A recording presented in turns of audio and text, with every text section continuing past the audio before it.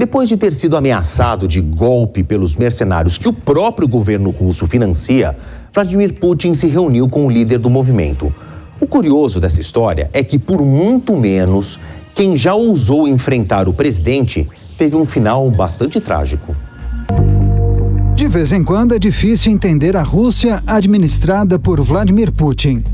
Só que em algumas ocasiões é quase impossível. Apenas 5 dias depois do motim do grupo Wagner, o presidente russo se encontrou pessoalmente com Yevgeny Prigozhin. Era para ter sido uma conversa sigilosa, mas havia outros 33 convidados, entre agentes do governo e integrantes da milícia. Alguém vazou a informação para um jornal francês e o Kremlin foi obrigado a confirmar. Moscou ainda tentou sair por cima. A TV estatal russa mostrou imagens de uma suposta batida policial na casa de Prigozhin, na cidade de São Petersburgo. Segundo as autoridades, o chefe dos paramilitares estocava armas, dinheiro em espécie, equivalente a mais de 150 milhões de reais, e perucas, muitas perucas. Olhando para Prigozhin, a informação sobre o acessório teve um claro objetivo de desmoralização. Só que, aparentemente, a moral daquele que desafiou Putin continua alta. O levante de 2 semanas atrás terminou em acordo. Um tiro sequer foi disparado e ninguém foi preso. Na lista de exigências, Prigozhin deveria ter se exilado em Belarus, país que forma a tríplice fronteira com a Rússia e a Ucrânia. Mas isso também não aconteceu. Entre os muitos aspectos que chamam a atenção nesta história está uma rara benevolência de Putin. Desafetos do presidente costumam ser retirados de cena à força. Porque o líder do grupo Wagner ainda é tratado como aliado. O professor da USP, especializado em história da Rússia, Ângelo Segrilo, tem algumas apostas.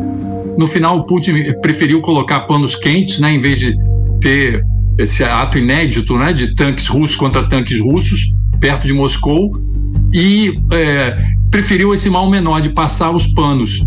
Eu acho que numa tentativa do Putin de cooptar, porque são milhares, dezenas de milhares de pessoas que estão servindo no grupo Wagner para o exército regular, né? E talvez até chegar a um acordo com o Prigozhin, né? Alguma coisa que o afaste um pouco, mas que o mantenha talvez na ativa. Então eu acho que passa por aí. O principal para entender isso é que o Prigozhin não tinha problema com o Putin. Na verdade, eles tinham uma boa relação até pouco tempo atrás.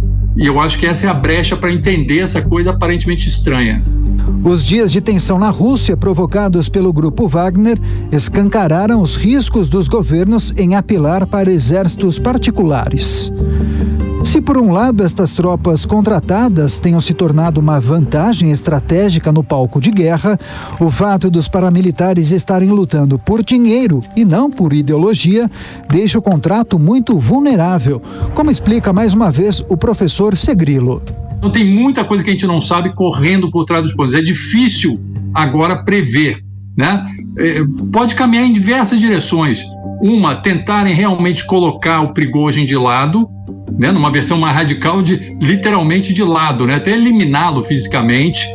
Mas se eu tivesse que apostar algo agora, com as poucas fichas que a gente tem seguras na mão, eu diria que eles vão tentar não eliminá-lo, colocá-lo em segundo plano, de alguma forma ainda útil ao sistema, talvez realizando operações em outros países, e tentar novamente colocar panos quentes nisso aí e regularizar a situação.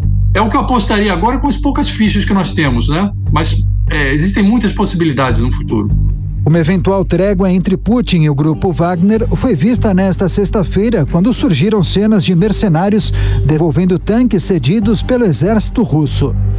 Desarmar a milícia dá uma sensação de segurança à população, caso haja uma nova ameaça de levante.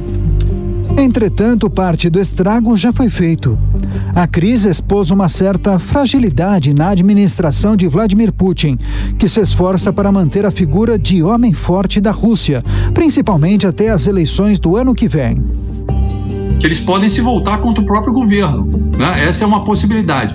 Agora, a Rússia, por que a Rússia utilizou isso? Porque eles foram, um grupo como o Wagner, eles foram muito úteis em várias operações ao redor do mundo, né? Síria, Líbia, em vários países da África e agora na Ucrânia, né? E também inicialmente em 2014, eles foram úteis para realizar operações e situações que o governo russo não pode oficialmente, né, de maneira fácil, realizar. Então eles foram úteis até aqui. Agora a situação desses, são chamados em russo exércitos militares privados, né? ЧВК em russo, né? Частная военная компания. O que é surrealista é que eles são proibidos pela legislação russa, esses grupos mercenários. É uma coisa, para entender isso, eu sempre falo, é como o jogo do bicho no Brasil.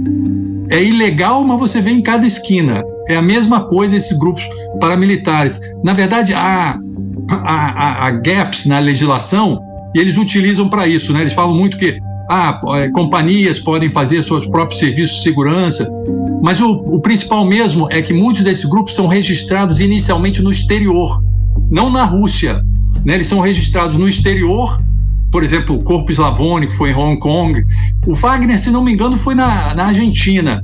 E aí cria-se um hiato jurídico, né? Uma coisa meio parecida com essas apostas agora esportivas que estão no Brasil. É proibido o jogo no Brasil, mas como são pela internet de outro país, aí entraram aí num hiato que tinha na legislação, e é o que acontece com essas companhias, exércitos militares privados, como assim, literalmente na língua russa, né?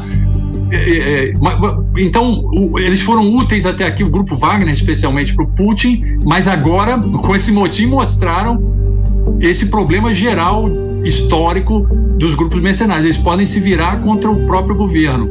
E é o que a Rússia vai ter que equilibrar agora.